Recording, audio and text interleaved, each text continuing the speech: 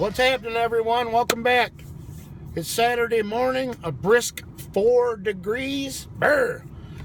I got a call from my buddy Thursday, and he said that he's ready to start that Mopar build, that 440 1970 block for his 70 RT Challenger that you guys have seen previously on the channel. So I told him, okay, he took the motor out of the car. It was actually seized up. So we got it unseized a while back, but he's in a position now to actually get it started. I want to get the short block tore down, everything mic'd up, marked, labeled. I use my punches and mark the main caps, rod caps, all that stuff. It only had 35,000 on it, but I could feel a little bit of a ridge. So he's like, well, we'll go 30 over. And I'm like, well, if it don't need to go 30, then leave it standard, I don't go boring 30 over unless it absolutely needs it. A lot of people like, it's 30 over, it's going to give you that extra. That's not the case. 30,000 ain't much, guys. That's just basically cleaning up your cylinder. But I want to make sure it ain't out of round, halfway down the cylinder where it gets wider. So I'm going to check all that. And if it does, we're actually going to get the block deck too, because a standard 440, I think, is 25 to 30 thousandths in the hole. So we're going to be using a flat top piston, and I want to get the compression up to 10.5 to 1. So we're going to deck the block. He's got a good set of aluminum heads for it, 6-pack intake. It's going to be a pretty decent build, but I figured I'd bring you guys along. This guy's kind of private, so I'm going to do video anyway. I told him it's good, it's good for the channel to do some Mopar videos.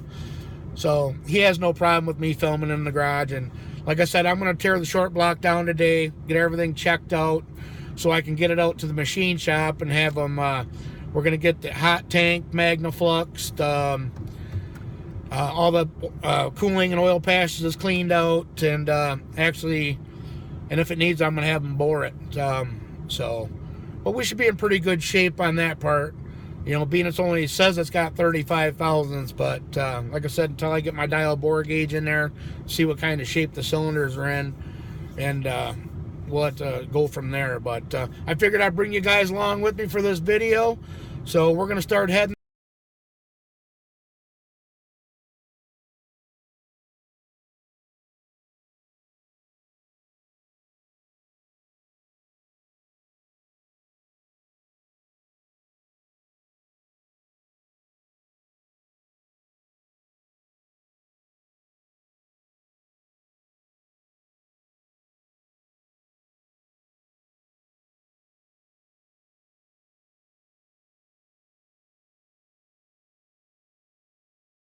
Alright guys, we made her over here to my buddy's house with the Challenger. I'm going to take you in here and Tahoe. Show you what's happening. What we're getting ready to do. It's a brisk. He lives close to the bay. Let me tell you, it's a cold son bitch out there. My thermometer in my truck's only reading 4 degrees. There's a little plow diesel. Pretty cool John Deere. There's the 440 that we're getting ready to tear the short block down to get out to the machine shop and rebuild for the 440. But he collects a lot of the old stuff like me, guys. His habit's a little worse than mine, as you can see. He's been collecting for years, though. Some of these beer cans that he's got up here, he actually got from my mom, I would say in the mid-90s. But yeah, he's got a lot of old beer cans. He's in the old, look at these ones over here on his rack. He actually just picked this rack up. Yeah, and you're gonna see Mopar signs everywhere here. He's got Mopar, Mopar, Mopar.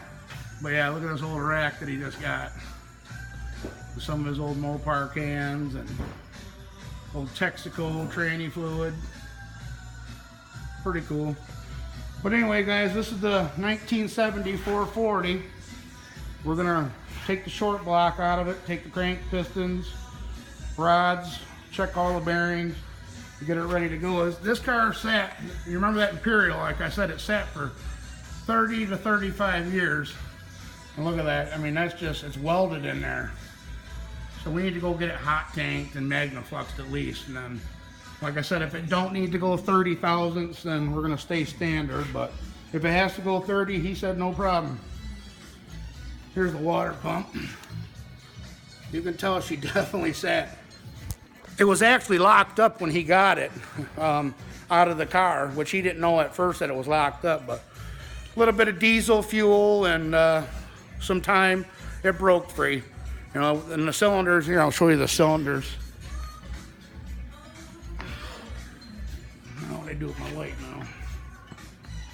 Let's set it somewhere.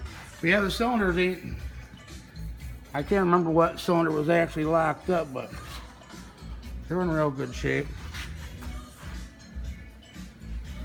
But there you go, guys. We're gonna start getting this tore down and get it ready to go to the machine shop. So I'll bring you back here in a few. Oh, I wanted to show you this one other thing. He's got the car uncovered for you guys. You can remember what. There's only 170 RT on this channel, so but look at this old gas pump too. Old pedal bike from. Anybody remember when gas prices were that? 10 cents a gallon. 48 cents. Oh, was it 48? Oh, the bottom one is That's how many gallons you got was 10. oh, it's 48 cents a gallon at 10 gallons. Well, yeah, that's pretty cool. Like I said, he collects a lot of that old stuff, and he's got a little bit worse habit on it than me. But he put the yellow lights in the front of the car too, guys. What do you think of that? I told him I thought it was cool. My old 71 RT Charger had them. I think it goes with the era. But okay, guys, we're gonna shut this down here. I'm gonna put you on time lapse, and we're gonna start working on.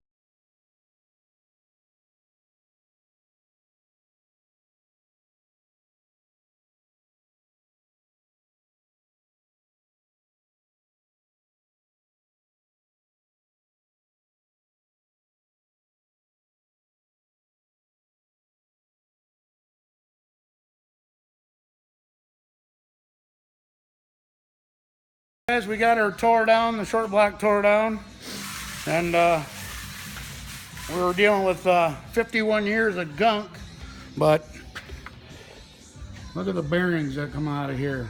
35,000 miles. 35,000 miles, original bearings. Even look on the block here. I mean, they are beautiful. Ain't no copper showing, no wear, very little wear. Only thing that we've seen besides like gunk, like look at that, yuck. But if you stand back here, number 3 rod has got a little bend in it, I can see. That we're gonna have to get addressed. He said he don't care, new pistons, rods, whatever it takes, because that's definitely worth it. So, I mean, the old Mopar 440 is definitely worth it, but I just wanted to give you a quick update where we're at. We got rear seal out. I mean, all the bearings are just beautiful. I couldn't believe how good the bearings looked. But we're gonna take the block to the machine shop.